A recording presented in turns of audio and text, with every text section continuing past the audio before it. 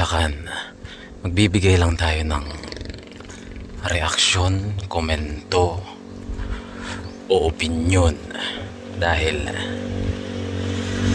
may mga nagre-request na bigyan ko ito ng komento o opinyon na kahit medyo late na pagbibigyan natin tungkol ito dun sa nag-viral na video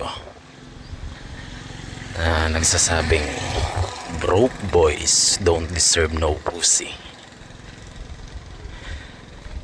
At naiintindihan ko kung bakit ito nag-viral. Ang magpapa-viral lang naman ito ay mga kapwa natin lalaki. Why? Kasi nagiiyakan sa comment section. Na-trigger nung simpleng phrase na broke boy don't deserve. Yan, 'di ba? Kalalakihan mismo nagpa-viral nito. Na-trigger sila ng ganun kasimpleng phrase.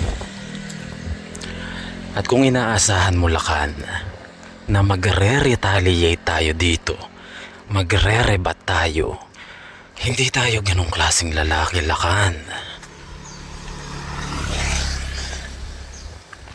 Hindi tayo ganun ka-cheap. Dahil kung lalaki ka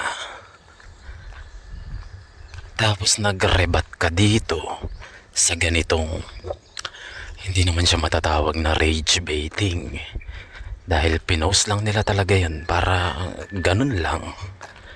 Tapos magre-rebat ka dun, magre-retaliate ka dun, ipagtatanggol mo yung sarili mo kung ano man yung ipinaglalaban mo. Parang may mali.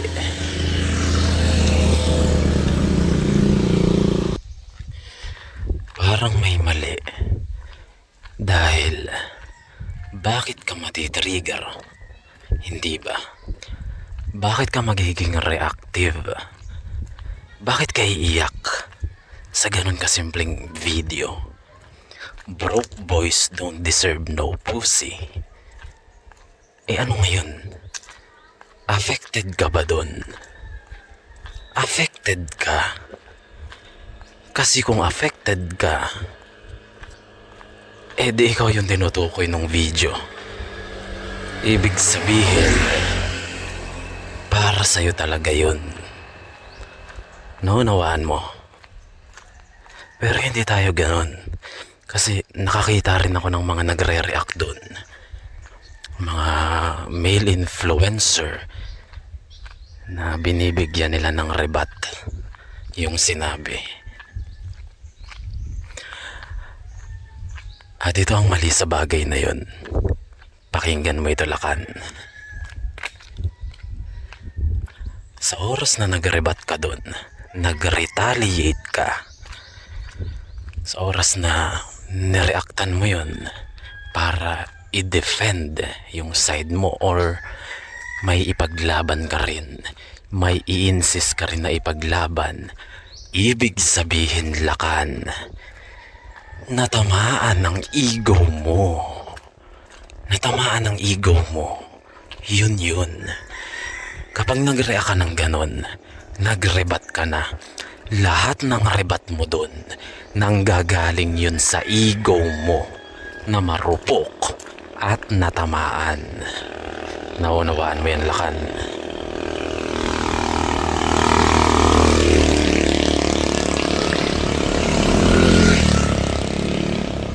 Kasi yun lang naman yun. Nag-react ka lang ng ganon, nag-rebat ka lang ng ganon. Bakit? Kasi may natamaan sa'yo.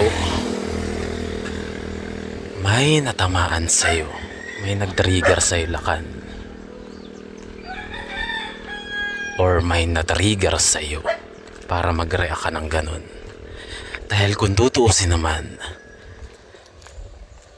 anong silbi? Anong kapangyarihan nung iilang salitang yun kung hindi naman ako makaka-relate dun sa sinasabi nung phrase na yun, which is broke boys don't deserve no pussy. Relate ba ako doon? Hindi. At kung hindi ka relate doon, bakit ka magiging affected? Bakit ka magre-react? Bakit ka magre-rebat? At sasabihin mo yung counterpart nun sa mga babae. Anong point? Hindi ba? Alam mo Lakan, sa oras na ginawa mo yun, nangatuwiran ka, naging defensive ka. Para mo na rin idinidisplay yung marupok mong ego. Yun lang yun. Idinidisplay mo lang kung gaano ka ka-emotional na lalaki. Yun lang yun. Wala nang iba.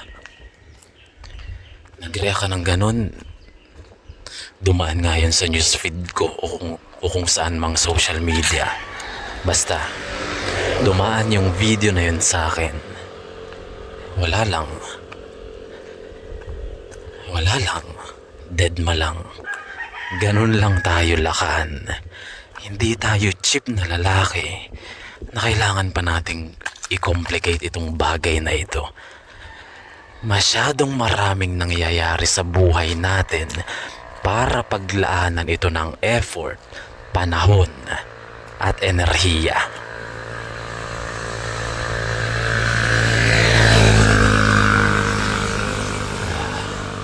Pero syempre tatanungin mo, bakit ikaw, Lakan, ginawan mo pa ng video?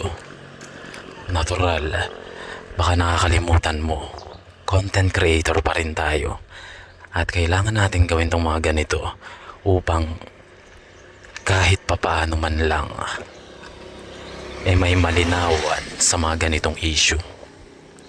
Kaya tandaan mo, Lakan, hindi tayo ganun ka-cheap na lalaki na mabilis matrigger ng mga ganyang wala namang kwentang bagay. Naunawaan mo yun, Lakan.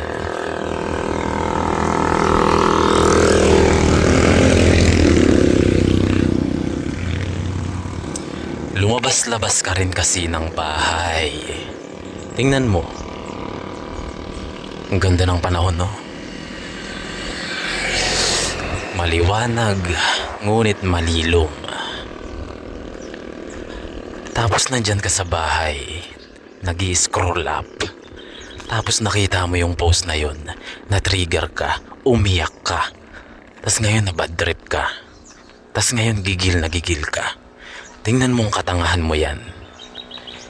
Kung naglakad-lakad ka na lang ng ganito, hindi yung panay hilata ka lang dyan. Mag-iingat ka lang sa ganon. Baka bigla kang mahagip ng sasakyan.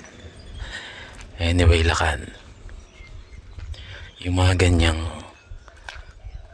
bagay, hindi mo na dapat pinaglalaanan ng panahon yan. Ano ngayon sa'yo? What's in it for you? Yung mga ganong video. Ano ngayon? Diba? Tanungin mo muna yung sarili mo. Ano ngayon? Apektado ba ako? Anong nawala sa akin? Anong nakuha sa akin? May ninakaw ba sa akin? Wala. Nabawasan ba yung pagkalalaki ko? Hindi. Dahil ikaw lang naman, ikaw at ikaw lang yung nakakakilala ng husto sa sarili mo. Ngayon, kung na-trigger ka nun, baka isa ka talaga doon sa tinutukoy ng video. Pero kung hindi ka naman relate, hindi ka naman na-trigger nun, bakit ka magre-react? Diba? Yung mga ganyang bagay, palampasin mo na lang. Hindi naman na kailangan niyang paglaanan ng enerhiya. Lalo na kung hindi ka naman affected. Namulakan, no? Gandang-ganda ng buhay. Lunti ang luntian ng paligid. Tapos nandyan ka sa bahay. Gigil na gigil dyan sa post na yan. Kawawa ka naman.